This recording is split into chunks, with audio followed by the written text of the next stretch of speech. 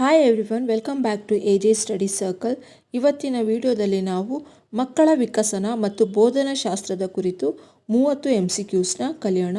ನೀವೇನಾದರೂ ಶಿಕ್ಷಕ ಅಭ್ಯರ್ಥಿಗಳಾಗಿದ್ದರೆ ಈ ಕ್ವಶನ್ ಆ್ಯಂಡ್ ಆನ್ಸರ್ ಸೀರೀಸ್ ನಿಮಗೆ ತುಂಬಾ ಹೆಲ್ಪ್ಫುಲ್ ಆಗುತ್ತೆ. ಸೊ ವಿಡಿಯೋನ ಕೊನೆವರೆಗೆ ನೋಡಿ. ನಮ್ಮ ಮೊದಲನೇ ಪ್ರಶ್ನೆ, ಜೀನ್ ಪಿಯಾಜೆ ಅವರ ಪ್ರಕಾರ ಮಗುವು ಅಮೂರ್ತ ವಿಷಯಗಳ ಬಗ್ಗೆ ತಾರ್ಕಿಕವಾಗಿ ಯೋಚಿಸಲು ಪ್ರಾರಂಭಿಸುವ ಹಂತ ಯಾವುದು? ಈ ಪ್ರಶ್ನೆಯ ಉತ್ತರ ಆಪ್ಷನ್ ಡಿ ಆಗಿರುತ್ತೆ. ಔಪಚಾರಿಕ ಕ್ರಿಯೆಗಳ ಹಂತ, ಫಾರ್ಮಲ್ ಆಪರೇಷನಲ್. ಔಪಚಾರಿಕ ಕ್ರಿಯೆಗಳ ಹಂತ ಇದು 11 ವರ್ಷದ ನಂತರದ ಹಂತವಾಗಿದ್ದು ಇಲ್ಲಿ ಮಗು ಅಮೂರ್ತವಾಗಿ ಯೋಚಿಸುತ್ತದೆ. ಉದಾಹರಣೆಗೆ, ಪ್ರೆಸೆಂಟ್ ಆಗಿ ಕ್ಲಾಸ್ ರೂಮಲ್ಲಿ ಇಲ್ಲದೇ ಇರೋ ವಿಷಯದ ಬಗ್ಗೆ ಅಥವಾ ವಸ್ತುವಿನ ಬಗ್ಗೆ ನಾವು ಎಕ್ಸ್ಪ್ಲೇನ್ ಮಾಡುವಾಗ ಮಗು ಆ ವಸ್ತುವಿನ ಬಗ್ಗೆ ಇಮ್ಯಾಜಿನೇಷನ್ ಮಾಡ್ಕೊಳ್ಳೋಷ್ಟು ನಾಲೆಜ್ನ ಈ ಹಂತದಲ್ಲಿ ಪಡ್ಕೊಂಡಿರುತ್ತೆ. ಅದನ್ನೇ ಫಾರ್ಮಲ್ ಆಪರೇಷನಲ್ ಔಪಚಾರಿಕ ಕ್ರಿಯೆಗಳ ಹಂತ ಅಂತ ಹೇಳ್ತೀವಿ. ಎರಡನೇ ಪ್ರಶ್ನೆ, ಸಮೀಪಸ್ಥ ವಿಕಾಸದ ವಲಯ ZPD ಎಂಬ ಪರಿಕಲ್ಪನೆಯನ್ನು ನೀಡಿದವರು ಯಾರು? ಇದ್ರ ಉತ್ತರ ಆಪ್ಷನ್ ಬಿ, ಲೆವ್ ವೆಗಾಟ್ಸ್ಕಿ. ಮಗು ತನ್ನಷ್ಟಕ್ಕೆ ತಾನು ಮಾಡಬಹುದಾದ ಕೆಲಸ ಮತ್ತು ಇತರರ ಸಹಾಯದಿಂದ ಮಾಡಬಹುದಾದ ಕೆಲಸದ ನಡುವಿನ ವ್ಯತ್ಯಾಸವೇ ZPD ಅಂತ ಕರೀತಾರೆ. ಈ ಝೋನ್ ಆಫ್ ಪ್ರಾಕ್ಸಿಮಲ್ ಡೆವಲಪ್ಮೆಂಟಲ್ಲಿ ZPDಯಲ್ಲಿ 3 ಲೆವೆಲ್ಸ್ ಇರುತ್ತೆ. ಮೊದಲನೇದು anxiety zone, unable to learn. ನಾವು ಹೇಳಿಕೊಟ್ರು ಮಕ್ಕಳಿಗೆ ಅರ್ಥ ಮಾಡ್ಕೊಳ್ಳೋಷ್ಟು ಜ್ಞಾನ ಇನ್ನೂ ಡೆವಲಪ್ ಆಗಿರಲ್ಲ. ಎರಡನೇದು can do with the help. Teachers ಅವರ ಹೆಲ್ಪಿಂದ ಮಕ್ಕಳು ಆ ಕೆಲಸನ ಮಾಡ್ಕೋತಾರೆ. ಇದನ್ನು ಸ್ಕ್ಯಾಫ್ ಫೋಲ್ಡಿಂಗ್ ಅಂತಲೂ ಕರೀತಾರೆ. ಸ್ವಲ್ಪ ನಾವು ಪುಷ್ ಮಾಡಿದರೆ ಸಾಕು, ಮಕ್ಕಳಿಗೆ ಅರ್ಥ ಮಾಡ್ಕೊಳ್ಳೋಷ್ಟು ಜ್ಞಾನ ಈ ಝೋನಲ್ಲಿ ಬಂದಿರುತ್ತೆ. ಲಾಸ್ಟ್ನೇದು ಬಂದುಬಿಟ್ಟು comfort zone, can learn independently. ಯಾರದೇ ಸಹಾಯ ಇಲ್ಲದೆ ಮಕ್ಕಳು ಕೊಟ್ಟಿರೋ ಟಾಸ್ಕ್ನ ಅವರೇ ಮಾಡೋಷ್ಟು ಎಬಿಲಿಟಿ ಈ ಝೋನಲ್ಲಿ ಬಂದಿರುತ್ತೆ. ಇದನ್ನು ಕಂಫರ್ಟ್ ಝೋನ್ ಅಂತಾರೆ. ಸೊ ಇದನ್ನೇ ನಾವು ಲೆವ್ ವೆಗಾಟ್ಸ್ಕಿ ಅವರ ZPD ಅಂತ ಕರಿತೀವಿ. ಮೂರನೇ ಪ್ರಶ್ನೆ, ಗಣಿತದ ಲೆಕ್ಕಾಚಾರಕ್ಕೆ ಸಂಬಂಧಿಸಿದ ಕಲಿಕಾ ನ್ಯೂನ್ಯತೆಯನ್ನು ಏನೆಂದು ಕರೆಯುತ್ತಾರೆ? ಇದರ ಉತ್ತರ ಆಪ್ಷನ್ ಸಿ ಆಗಿರುತ್ತೆ, ಡಿಸ್ಕ್ಯಾಲ್ಕುಲಿಯಾ. ಈ ಡಿಸ್ಕ್ಯಾಲ್ಕುಲಿಯಾ ಇರೋ ಮಕ್ಕಳು ಬೇರೆ ಸಬ್ಜೆಕ್ಟಲ್ಲೆಲ್ಲ ಚೆನ್ನಾಗಿರ್ತಾರೆ, ಬಟ್ ಮ್ಯಾಥ್ಸಲ್ಲಿ ಮತ್ತು ನಂಬರ್ಗೆ ಸಂಬಂಧಪಟ್ಟ ಯಾವುದಾದ್ರೂ ಒಂದು ಕ್ಯಾಲ್ಕುಲೇಷನ್ ಬಂದಾಗ ಮಾತ್ರ ಅವರಿಗೆ ತೊಂದರೆ ಆಗ್ತಿರುತ್ತೆ. ಸೊ ಈ ಡಿಸ್ಕ್ಯಾಲ್ಕುಲಿಯಾ ಇರೋರು ಲೈಫ್ ಲಾಂಗ್ ಈ ಮ್ಯಾಥ್ಸ್ಗೆ ಸಂಬಂಧಪಟ್ಟ ಯಾವುದಾದ್ರೂ ಒಂದು ಕ್ಯಾಲ್ಕುಲೇಷನ್ ಮಾಡಲಿಕ್ಕೆ ಸಫರ್ ಮಾಡ್ತಾ ಇರ್ತಾರೆ. ನಾಲ್ಕನೇ ಪ್ರಶ್ನೆ, ಕಲಿಕೆಯ ಪ್ರಯತ್ನ ಮತ್ತು ಪ್ರಮಾದ ಟ್ರಯಲ್ ಆ್ಯಂಡ್ ಎರರ್ ಸಿದ್ಧಾಂತವನ್ನು ಮಂಡಿಸಿದವರು ಯಾರು? ಇದ್ರ ಉತ್ತರ ಆಪ್ಷನ್ ಬಿ, EL ಥಾರ್ನ್ಡೈಕ್. ನಾವು ಓದಿರೋ ಪ್ರಕಾರ ಥಾರ್ನ್ಡೈಕ್ ಅವರು ಬೆಕ್ಕಿನ ಮೇಲೆ ಈ ಪ್ರಯೋಗನ ಮಾಡಿಬಿಟ್ಟು ಈ ಸಿದ್ಧಾಂತನ ಮಂಡಿಸಿರ್ತಾರೆ. ಐದನೇ ಪ್ರಶ್ನೆ, ತರಗತಿಯಲ್ಲಿ ವೈಯಕ್ತಿಕ ಭಿನ್ನತೆಗಳನ್ನು ಶಿಕ್ಷಕರು ಹೇಗೆ ಪರಿಗಣಿಸಬೇಕು? ಆಪ್ಷನ್ ಎ, ಬೋಧನೆಗೆ ಅಡ್ಡಿ ಎಂದು. ಆಪ್ಷನ್ ಬಿ, ಶಿಕ್ಷಕರ ವೈಫಲ್ಯ ಎಂದು. ಆಪ್ಷನ್ ಸಿ, ಕಲಿಕಾ ಪ್ರಕ್ರಿಯೆಯನ್ನು ಶ್ರೀಮಂತಗೊಳಿಸುವ ಅವಕಾಶ ಎಂದು. ಆಪ್ಷನ್ ಡಿ, ಮಕ್ಕಳನ್ನು ಪ್ರತ್ಯೇಕಿಸಲು ಇರುವ ಮಾನದಂಡ ಎಂದು. ಈ ಉತ್ತರ ಬಂದ್ಬಿಟ್ಟು ಇಲ್ಲಿ ಸಿ ಆಗಿರುತ್ತೆ, ಕಲಿಕಾ ಪ್ರಕ್ರಿಯೆಯನ್ನು ಶ್ರೀಮಂತಗೊಳಿಸುವ ಅವಕಾಶ. ಪ್ರತಿಯೊಂದು ಮಗುವು ಭಿನ್ನವಾಗಿದ್ದು ಅದನ್ನು ಕಲಿಕೆಯಲ್ಲಿ ಬಳಸಿಕೊಳ್ಳಬೇಕೆಂದು. ಯಾಕಂದರೆ ಒಬ್ಬರ ಹತ್ರ ಇರೋ ನಾಲೆಜ್ನ ಇನ್ನೊಂದು ಮಗುಗೆ ಶೇರ್ ಮಾಡ್ಕೊಳ್ಳೋ ಅವಕಾಶ ಇಲ್ಲಿರುತ್ತೆ. ತರಗತಿಯಲ್ಲಿ ಭಿನ್ನತೆ ಇದ್ದರೆ, ವೈಯಕ್ತಿಕ ಭಿನ್ನತೆಗಳಿದ್ದರೆ ಒಬ್ಬರಿಂದ ಒಬ್ಬರು ಕಲಿಯೋ ಅವಕಾಶ ಜಾಸ್ತಿ ಇರೋದ್ರಿಂದ ಇದನ್ನು ಕಲಿಕಾ ಪ್ರಕ್ರಿಯೆಯನ್ನು ಶ್ರೀಮಂತಗೊಳಿಸುವ ಅವಕಾಶ ಅಂತ ಶಿಕ್ಷಕರು ಪರಿಗಣಿಸಬೇಕಾಗುತ್ತೆ. ಆರನೇ ಪ್ರಶ್ನೆ, NCF 2005 ಪ್ರಕಾರ ಗಣಿತ ಶಿಕ್ಷಣದ ಪ್ರಮುಖ ಗುರಿ ಏನು?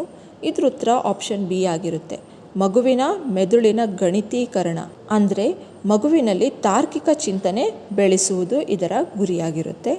ಏಳನೇ ಪ್ರಶ್ನೆ, ಬಹುಮುಖಿ ಬುದ್ಧಿಶಕ್ತಿ ಮಲ್ಟಿಪಲ್ ಇಂಟೆಲಿಜೆನ್ಸ್ ಸಿದ್ಧಾಂತವನ್ನು ಪ್ರತಿಪಾದಿಸಿದವರು ಯಾರು?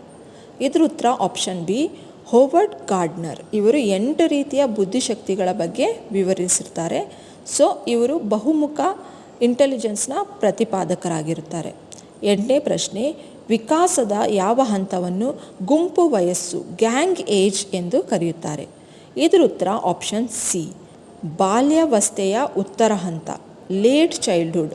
ಈ ಹಂತದಲ್ಲಿ ಮಕ್ಕಳು ಸ್ನೇಹಿತರೊಂದಿಗೆ ಗುಂಪು ಮಾಡಿಕೊಳ್ಳಲು ಇಷ್ಟಪಡ್ತಿರ್ತಾರೆ. ಮುಂದಿನ ಪ್ರಶ್ನೆ, 9ನೇ ಪ್ರಶ್ನೆ, ಮೊದಲ ಬುದ್ಧಿಶಕ್ತಿ ಪರೀಕ್ಷೆಯನ್ನು ಅಭಿವೃದ್ಧಿಪಡಿಸಿದವರು ಯಾರು? ಇದರ ಆಪ್ಷನ್ ಬಿ, ಉತ್ತರ ಬಂದ್ಬಿಟ್ಟು ಆಪ್ಷನ್ ಬಿ ಆಲ್ಫ್ರೆಡ್ ಬಿನೆಟ್. ಇವರು 1905ರಲ್ಲಿ ಥಿಯೋಡರ್ ಸೈಮನ್ ಜೊತೆ ಸೇರಿ ಇದನ್ನು ಸಿದ್ಧಪಡಿಸಿರ್ತಾರೆ. 10ನೇ ಪ್ರಶ್ನೆ, ಲಾರೆನ್ಸ್ ಕೊಹಲ್ಬರ್ಗ್ ಅವರ ಪ್ರಕಾರ ಒಳ್ಳೆಯ ಹುಡುಗ ಒಳ್ಳೆಯ ಹುಡುಗಿ ಮನೋಭಾವವು ಯಾವ ಹಂತಕ್ಕೆ ಸೇರಿರುತ್ತೆ? ಇದ್ರ ಉತ್ತರ ಆಪ್ಷನ್ ಬಿ ಸಾಂಪ್ರದಾಯಿಕ ಮಟ್ಟ.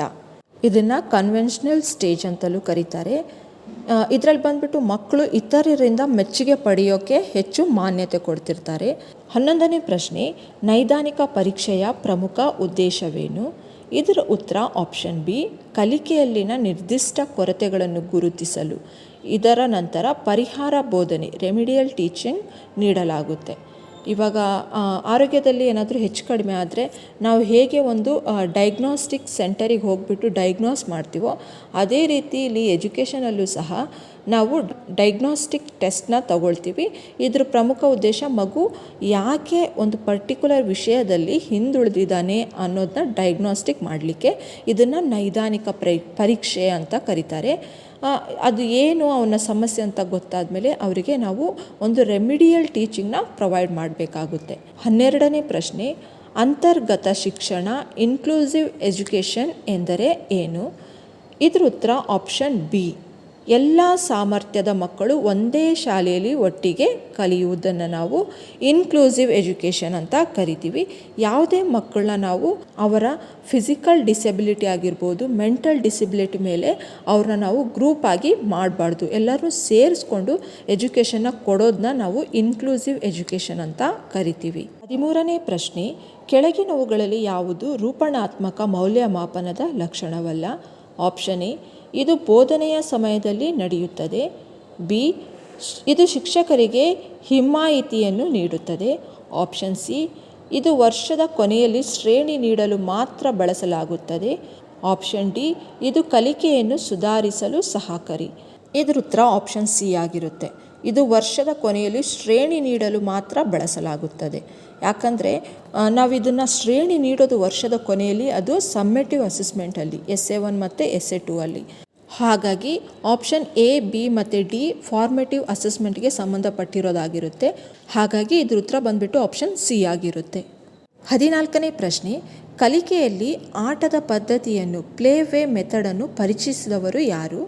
ಇದ್ರ ಉತ್ತರ ಆಪ್ಷನ್ ಎ ಫೆಡ್ರಿಕ್ ಫ್ರೋಬೆಲ್. ಇವರನ್ನು ಕಿಂಡರ್ಗಾರ್ಟನ್ನ ಪಿತಾಮಹ ಅಂತಲೂ ಕರೀತಾರೆ. ಸೊ ಇದನ್ನು ನೆನ್ಪಿಟ್ಕೊಳ್ಳಿ.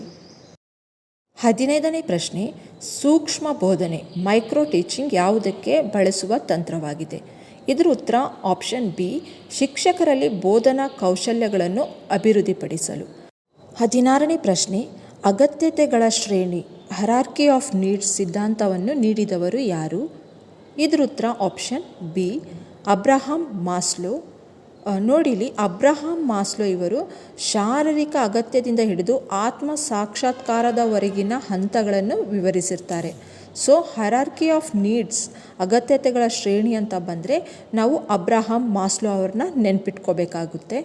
17ನೇ ಪ್ರಶ್ನೆ, ಅನುವಂಶೀಯತೆಯನ್ನು ಎಂತಹ ಸಾಮಾಜಿಕ ರಚನೆ ಎಂದು ಪರಿಗಣಿಸಲಾಗುತ್ತದೆ? ಇದರ ಉತ್ತರ ಆಪ್ಷನ್ ಸಿ ಸ್ಥಿರ ಸ್ಟ್ಯಾಟಿಕ್. ಕಾರಣ ಅನುವಂಶೀಯತೆ ಹುಟ್ಟಿನಿಂದಲೇ ನಿರ್ಧರಿಸಲ್ಪಟ್ಟಿರುತ್ತದೆ ಮತ್ತು ಬದಲಾಗುವುದಿಲ್ಲ. ಎಕ್ಸಾಂಪಲ್, ನಮ್ಮ ಕಣ್ಣಿನ ಕಲರ್ ಆಗಿರ್ಬೋದು, ನಮ್ಮ IQ ಆಗಿರ್ಬೋದು, ನಮ್ಮ ಸ್ಕಿನ್ ಕಲರ್ ಆಗಿರ್ಬೋದು, ಅದೆಲ್ಲ ನಮ್ಮದು ಒಂದು ಸ್ಟ್ಯಾಟಿಕ್ ಆಗಿರುತ್ತೆ. ಅದು ನಮ್ಮದು ಜೀನ್ಸ್ ಮೇಲೆ ಮತ್ತು ಹೆರಿಡಿಟಿ ಮೇಲೆ ಡಿಪೆಂಡ್ ಆಗಿರುತ್ತೆ. ಇದು ಸ್ಥಿರವಾಗಿರುತ್ತೆ, ಇದು ಬದಲಾಗೋದಿಲ್ಲ. ಹಾಗಾಗಿ ಇದನ್ನು ಸ್ಟ್ಯಾಟಿಕ್ ಅಥವಾ ಸ್ಥಿರ ಅಂತ ಹೇಳ್ತಾರೆ. 18ನೇ ಪ್ರಶ್ನೆ, ಮಕ್ಕಳಲ್ಲಿ ನಾಚಿಕೆ ಮತ್ತು ಹೆಮ್ಮೆಯ ಭಾವನೆ ಯಾವ ಹಂತದಲ್ಲಿ ಬೆಳೆಯುತ್ತದೆ? ಇದರ ಉತ್ತರ ಆಪ್ಷನ್ ಬಿ ಬಾಲ್ಯಾವಸ್ಥೆಯ ಪೂರ್ವ ಹಂತ ಅರ್ಲಿ ಚೈಲ್ಡ್ಹುಡ್. 19ನೇ ಪ್ರಶ್ನೆ, ಸಾಮಾಜಿಕ ಕಲಿಕಾ ಸಿದ್ಧಾಂತ ಮತ್ತು ಬೋಬೋ ಡಾಲ್ ಪ್ರಯೋಗಕ್ಕೆ ಹೆಸರಾದವರು ಯಾರು? ಇದರ ಉತ್ತರ ಆಪ್ಷನ್ ಎ ಆಲ್ಬರ್ಟ್ ಬಂಡೂರಾ. ಇವರು ಮಕ್ಕಳು ಇತರರನ್ನು ನೋಡಿ ಕಲಿತಾರೆ ಅಂತ ಪ್ರತಿಪಾದಿಸಿದರು. 20ನೇ ಪ್ರಶ್ನೆ, ಬುದ್ಧಿಶಕ್ತಿ ಸೂಚ್ಯಂಕ IQ 140ಕ್ಕಿಂತ ಹೆಚ್ಚು ಇರುವ ಮಗುವನ್ನು ಏನೆಂದು ಕರೆಯುತ್ತಾರೆ? ಇದರ ಉತ್ತರ ಆಪ್ಷನ್ ಬಿ ಗಿಫ್ಟೆಡ್ ಅಥವಾ ಪ್ರತಿಭಾವಂತ ಮಗು ಅಂತ ನಾವು ಇವ್ರನ್ನ ಕರಿತೀವಿ. 21ನೇ ಪ್ರಶ್ನೆ, ಯೋಜನಾ ಪದ್ಧತಿ ಪ್ರೊಜೆಕ್ಟ್ ಮೆಥಡ್ ಯಾವ ತತ್ವಶಾಸ್ತ್ರದ ಮೇಲೆ ಆಧಾರಿತವಾಗಿದೆ? ಇದರ ಉತ್ತರ ಪ್ರಾಗ್ಮೆಂಟಿಸಮ್. Option B ವ್ಯಾವಹಾರಿಕವಾದ. ಮತ್ತು ಇದ್ರ ಪ್ರವರ್ತಕರು ಬಂದ್ಬಿಟ್ಟು ಕಿಲ್ ಪ್ಯಾಟ್ರಿಕ್ ಆಗಿರ್ತಾರೆ. ಸೊ ಇವೆರಡನ್ನೂ ನೆನ್ಪಿಟ್ಕೊಳ್ಳಿ. 22ನೇ ಪ್ರಶ್ನೆ, ಕೆಳಗಿನವುಗಳಲ್ಲಿ ಯಾವುದು ಬಾಹ್ಯ ಪ್ರೇರಣೆಗೆ ಉದಾಹರಣೆ? ಆಪ್ಷನ್ ಎ ಕುತೂಹಲ, ಆಪ್ಷನ್ ಬಿ ವೈಯಕ್ತಿಕ ಆಸಕ್ತಿ, ಆಪ್ಷನ್ ಸಿ ಬಹುಮಾನ ಅಥವಾ ಪ್ರಶಂಸೆ, ಆಪ್ಷನ್ ಡಿ ಕಲಿಯಬೇಕೆಂಬ ಆಸೆ. ಬಾಹ್ಯವಾಗಿ ನಮಗೆ ಪರಿಣಾಮ ಬೀರೋದು, ಇದರಲ್ಲಿ ಪ್ರೇರಣೆ ಮಾಡೋದು ಆಪ್ಷನ್ ಸಿ ಆಗಿರುತ್ತೆ, ಬಹುಮಾನ ಅಥವಾ ಪ್ರಶಂಸೆ. ಮಿಕ್ಕಿದೆಲ್ಲ ಆ ಮಗುಗೆ ತನ್ನ ಒಳಗಿಂದನೇ ಬರುತ್ತೆ. ಕುತೂಹಲ ಆಗಿರ್ಬೋದು, ವೈಯಕ್ತಿಕ ಆಸಕ್ತಿ, ಕಲಿಬೇಕೆಂಬ ಆಸೆ, ಇದು ಒಳಗಿಂದ ಬರುತ್ತೆ. ಬಟ್ ಬಾಹ್ಯವಾಗಿ ಬರೋದು ಬಹುಮಾನ ಮತ್ತು ಪ್ರಶಂಸೆ ಆಗಿರುತ್ತೆ. ಮುಂದಿನ ಪ್ರಶ್ನೆ 23ನೇ ಪ್ರಶ್ನೆ, ಡಿಸ್ಗ್ರಾಫಿಯಾ ಎಂಬುದು ಪ್ರಮುಖವಾಗಿ ಯಾವುದಕ್ಕೆ ಸಂಬಂಧಿಸಿದ ತೊಂದರೆ? ಇದ್ರ ಉತ್ತರ ಆಪ್ಷನ್ ಬಿ ಆಗಿರುತ್ತೆ, ಬರೆಯುವುದು. 24ನೇ ಪ್ರಶ್ನೆ, ಮಾನಸಿಕ ವಯಸ್ಸು ಮೆಂಟಲ್ ಏಜ್ ಎಂಬ ಪರಿಕಲ್ಪನೆಯನ್ನು ಮೊದಲು ಬಳಸಿದವರು ಯಾರು? ಇದ್ರ ಉತ್ತರ ಆಪ್ಷನ್ ಎ ಆಗಿರುತ್ತೆ, ಬಿನೆಟ್ ಮತ್ತು ಸೈಮನ್. ನಂತರ ವಿಲಿಯಂ ಸ್ಟನ್ IQ ಸೂತ್ರವನ್ನು ನೀಡಿರ್ತಾರೆ. 25ನೇ ಪ್ರಶ್ನೆ, CCE ನಿರಂತರ ಮತ್ತು ಸಮಗ್ರ ಮೌಲ್ಯಮಾಪನದಲ್ಲಿ ಯಾವುದು ಹೆಚ್ಚು ಪರಿಣಾಮಕಾರಿ? CCE ಅಂದರೆ ಕಂಟಿನ್ಯೂಯಸ್ ಮತ್ತು ಕಾಂಪ್ರಿಹೆನ್ಸಿವ್ ಎವ್ಯಾಲ್ಯುವೇಷನ್ ಅಂತ. ಇದರಲ್ಲಿ ಯಾವುದು ಹೆಚ್ಚು ಪರಿಣಾಮಕಾರಿ? ಇದರ ಉತ್ತರ ಆಪ್ಷನ್ ಬಿ ಆಗಿರುತ್ತೆ, ಪೋರ್ಟ್ಫೋಲಿಯೋ ಮತ್ತು ಉಪಾಖ್ಯಾನ ದಾಖಲೆಗಳು. ಅನಡಕ್ಟಲ್ ರೆಕಾರ್ಡ್ ಅನ್ನೋದು ಮಗುವಿನ ಜೀವನದಲ್ಲಿ ನಡೆದ ಯಾವುದಾದ್ರೂ ಒಂದು ಪರ್ಟಿಕ್ಯುಲರ್ ಘಟನೆಗೆ ಸಂಬಂಧಪಟ್ಟಿರೋದಾಗಿರುತ್ತೆ. ಮತ್ತು ಪೋರ್ಟ್ಫೋಲಿಯೋ ಬಂದ್ಬಿಟ್ಟು ಮಗುವಿನ ಅಸೈನ್ಮೆಂಟ್ ಆಗಿರ್ಬೋದು, ಟೆಸ್ಟ್ ಪೇಪರ್, ಈ ಎಲ್ಲ ಡೇಟಾನ ನಾವು ಪೋರ್ಟ್ಫೋಲಿಯೋ ಅಂತ ಹೇಳ್ತೀವಿ. ಮುಂದಿನ ಪ್ರಶ್ನೆ 26ನೇ ಪ್ರಶ್ನೆ, ಶಿಕ್ಷಣದ ಹಕ್ಕು ಕಾಯ್ದೆ RTE ಭಾರತದಲ್ಲಿ ಯಾವಾಗ ಜಾರಿಗೆ ಬಂತು? ಇದ್ರ ಉತ್ತರ ಆಪ್ಷನ್ ಬಿ, 1 ಏಪ್ರಿಲ್ 2010ರಲ್ಲಿ. 27ನೇ ಪ್ರಶ್ನೆ, RTE ಕಾಯ್ದೆ ಪ್ರಕಾರ ಪ್ರಾಥಮಿಕ ಶಾಲೆಯಲ್ಲಿ ಶಿಕ್ಷಕ ಮತ್ತು ವಿದ್ಯಾರ್ಥಿಗಳ ಅನುಪಾತ ಎಷ್ಟಿರಬೇಕು? ಇದ್ರ ಉತ್ತರ ಆಪ್ಷನ್ ಬಿ, 1:30, ಅಂದರೆ 30 ಮಕ್ಕಳಿಗೆ ಒಬ್ಬ ಶಿಕ್ಷಕ ಇರಬೇಕು. 28ನೇ ಪ್ರಶ್ನೆ, ಆಪರೇಷನ್ ಬ್ಲ್ಯಾಕ್ ಬೋರ್ಡ್ ಯಾವುದನ್ನು ಸುಧಾರಿಸಲು ಪ್ರಾರಂಭಿಸಲಾಯಿತು? ಆಪ್ಷನ್ ಎ ಶಿಕ್ಷಕರ ತರಬೇತಿ, ಆಪ್ಷನ್ ಬಿ ಪ್ರಾಥಮಿಕ ಶಾಲೆಗಳ ಮೂಲಭೂತ ಸೌಕರ್ಯ, ಆಪ್ಷನ್ ಸಿ ಕಂಪ್ಯೂಟರ್ ಶಿಕ್ಷಣ, ಆಪ್ಷನ್ ಡಿ ವಯಸ್ಕರ ಶಿಕ್ಷಣ. ಇದ್ರ ಉತ್ತರ ಆಪ್ಷನ್ ಬಿ ಆಗಿರುತ್ತೆ, ಪ್ರಾಥಮಿಕ ಶಾಲೆಗಳ ಮೂಲಭೂತ ಸೌಕರ್ಯ. ಮುಂದಿನ ಪ್ರಶ್ನೆ, ಶೈಕ್ಷಣಿಕ ಮನೋವಿಜ್ಞಾನದ ಪಿತಾಮಹ ಎಂದು ಯಾರನ್ನು ಕರೆಯುತ್ತಾರೆ? ಇದ್ರ ಉತ್ತರ ಆಪ್ಷನ್ ಎ, EL ತಾರಂಡೈಕ್. 30ನೇ ಪ್ರಶ್ನೆ, ಸಂವೇದನಾ ಗತಿ ಹಂತದಲ್ಲಿ ಮಗು ಯಾವುದರ ಮೂಲಕ ಹೆಚ್ಚು ಕಲಿಯುತ್ತೆ? ಈ ಪ್ರಶ್ನೆಯ ಉತ್ತರ ಪಂಚೇಂದ್ರಿಯಗಳ ಮೂಲಕ. ಸೊ ಇಲ್ಲಿಗೆ ಇವತ್ತಿನ ನಮ್ಮ 30 ಪ್ರಶ್ನೆಗಳು ಕಂಪ್ಲೀಟ್ ಆಗುತ್ತೆ. ನಿಮಗೆ ಇದು ಹೇಗೆ ಅನಿಸ್ತು ಅಂತ ಕೆಳಗಡೆ ಕಾಮೆಂಟ್ ಬಾಕ್ಸಲ್ಲಿ ತಿಳಿಸಿ. ಮುಂದಿನ ವಿಡಿಯೋಗಾಗಿ ಚಾನಲನ್ನು ಸಬ್ಸ್ಕ್ರೈಬ್ ಮಾಡಿ. Thank you for watching. Bye.